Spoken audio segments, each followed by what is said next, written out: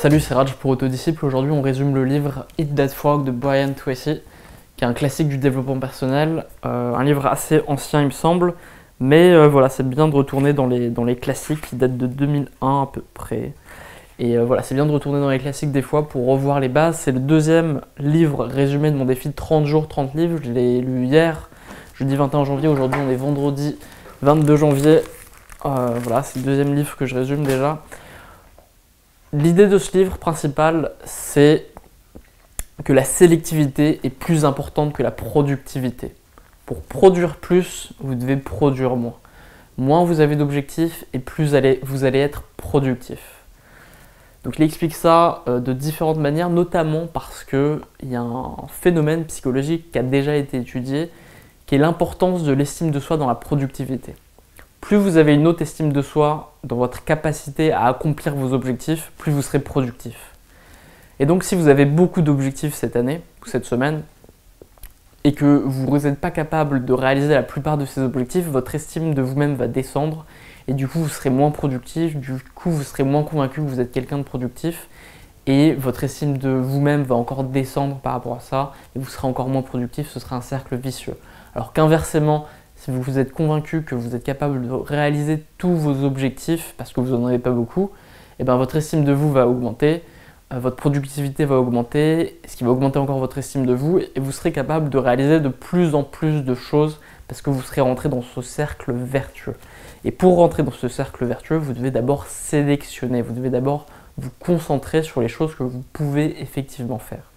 C'est pas possible et jamais dans votre vie vous serez à un stade où vous aurez plus de choses à faire, où vous aurez absolument tout fait de ce que vous avez à faire, c'est absolument pas possible. Vous devez être capable d'éliminer certaines choses. Et donc dans le livre, Brian Tracy donne plusieurs idées, plusieurs questions intelligentes à se poser à soi-même pour savoir ce qui est vraiment important. Un des exemples, c'est de se poser la question, et je vais vous poser la question maintenant. Demandez-vous si là, demain, vous avez la possibilité de voyager à l'autre bout du monde. Vous pouvez aller aux Bahamas demain parce que vous avez gagné un ticket. Vous avez cette possibilité, mais vous êtes obligé de partir demain matin. Et voilà, aujourd'hui, vous devez faire ce que vous avez à faire avant de partir en voyage. Quelles sont les tâches que vous allez faire en premier avant de partir? Quelles sont ces tâches importantes que vous devez faire en premier avant de partir aux Bahamas, sachant que le voyage va durer 1 mois forcément? Ces tâches que vous devez faire aujourd'hui si vous partez demain pendant 1 mois, ces tâches-là sont celles qui sont vraiment importantes et vous ne devriez faire que ça aujourd'hui, même si vous n'avez pas gagné un aller simple pour les Bahamas.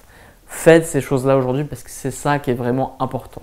Le reste est sans importance, vous pouvez le déléguer et si ça se trouve de toute façon vous ne le ferez jamais, donc éliminez-le de votre to-do list. 20% des causes produisent 80% des effets, c'est pareil dans les objectifs et dans la productivité. Il y a seulement 20% des tâches que vous avez sur votre to-do list. Si vous en avez une, j'espère que vous en avez une, il y a seulement 20% des tâches qui sont importantes, le reste ne sert à rien du tout. Donc maintenant on va parler un peu du fait de planifier les choses. Là aussi c'est la même chose, quand vous planifiez vous devez être capable d'éliminer, mais vous devez aussi être capable d'évaluer. C'était récemment le nouvel an, vous avez peut-être plein de bonnes résolutions. Un exercice que vous pouvez faire, c'est vous demander quelles sont les 10 choses que vous voulez réaliser cette année. Et donc le conseil de Brian Tracy, c'est d'écrire votre objectif au présent. Écrire vos 10 objectifs au présent, c'est-à-dire les écrire comme si vous les aviez réalisés à la fin de l'année. Par exemple, voilà, je suis plus heureux, je médite tous les jours, je gagne tel salaire par mois, je gagne telle somme. Bref, ce que vous voulez, quoi, mais vous écrivez cet objectif au présent. Pour bien ressentir ce que ça fait, parce que ça change tout en fait, ça vous rendra beaucoup plus motivé. Je sais pas pourquoi je vous montre mes notes, je devrais vous montrer le livre. Et donc vous faites ça, vous écrivez vos 10 objectifs de cette année au présent et vous en choisissez un seul. Un seul, et vous commencez à agir dessus aujourd'hui. Vous allez essayer de vous rapprocher de cet objectif tous les jours de l'année. Et peut-être que vous allez réussir à atteindre cet objectif rapidement, dans ce cas-là vous pourrez passer à l'objectif suivant, mais vous devez en choisir un seul. Parce que, encore une fois, la sélectivité est plus importante que la productivité. Autre point clé, autre idée intéressante du livre, c'est que pour trouver les choses que vous devez effectivement faire, trouver ces 20% de choses efficaces, vous devez vous demander dans quoi vous êtes irremplaçable, dans quelle chose vous ne pouvez absolument pas déléguer et quelque chose que vous devez absolument faire vous-même. Pour votre entreprise, que vous soyez salarié ou entrepreneur, que vous soyez étudiant ou je ne sais pas, quelles sont les choses que vous ne pouvez absolument pas déléguer et vous devez faire uniquement ces choses-là. En ce qui concerne les plans, Brian Tracy donne un peu une méthode pour planifier les choses, notamment le fait d'avoir un plan mensuel, un plan à la semaine et un plan quotidien. Vous devez avoir un plan précis de ce que vous allez faire parce que 10 ou 20 minutes de planification peuvent vous faire gagner 2 heures de temps et 2 heures de productivité. Donc c'est extrêmement important. Ça semble être une perte de temps, mais absolument pas. C'est une étape importante pour sélectionner et faire uniquement les 20% de choses efficaces. Donc faites-le, planifier. Mais vous ne vous contentez pas de planifier votre jour, votre semaine et votre mois, vous devez aussi mettre des notes, évaluer chacune des tâches. Donc lui, il propose le système ABCDE. A, c'est pour les tâches qui sont vraiment importantes, pour lesquelles vous êtes irremplaçable et pour lesquelles vous allez vraiment en payer les conséquences si vous ne les réalisez pas rapidement. B, c'est les choses qu'il faut faire et qui sont importantes, mais pas forcément totalement obligatoires. C, c'est pour les choses voilà, qui sont sympas, qui sont intéressantes et ça peut être un plus de les faire. D, c'est les choses qui sont vraiment facultatives et E, c'est les choses qu'en fait vous ne devez pas faire et que vous devez totalement éliminer. Donc vous devez classifier un peu les choses que vous avez à faire et prendre cette habitude mentale d'évaluer chacune des choses que vous mettez sur votre liste de choses à faire. Vous ne devez pas juste écrire votre liste et la remplir constamment, vous devez être capable de prioriser. C'est un concept aussi qui est expliqué dans le livre, c'est que c'est important d'avoir des priorités, mais pour avoir des priorités, vous devez avoir aussi des postériorités, c'est-à-dire être capable de comprendre ce qui est sans importance. Et il y a une autre citation qui me vient, c'est l'idée que si vous avez plus de 3 priorités, vous n'avez aucune priorité. Donc ayez un minimum de priorités et soyez capable de faire passer dans la case postériorité un certain nombre de tâches que vous vous imposez ou que d'autres personnes vont vous imposer. Vous devez être capable de dire non, de refuser. C'est un point clé chez tous les gens qui réalisent beaucoup, chez tous les gens qui ont beaucoup de succès. C'est la capacité à souvent dire non. Je crois que c'est une citation de Warren Buffett.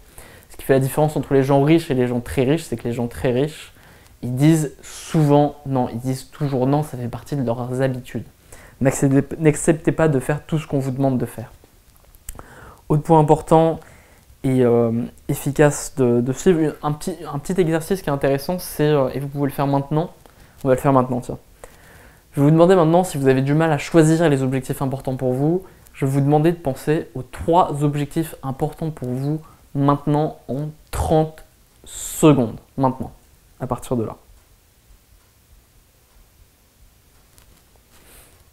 J'attends encore 20 secondes.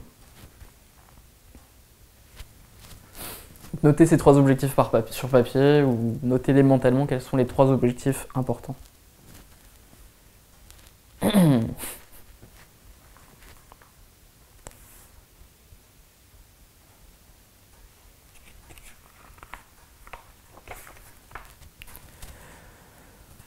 Ok, vous avez noté ces 3 objectifs, c'est une technique efficace. Pourquoi? Parce que quand vous faites ça, quand vous vous donnez seulement 30 secondes, vous mettez la pression.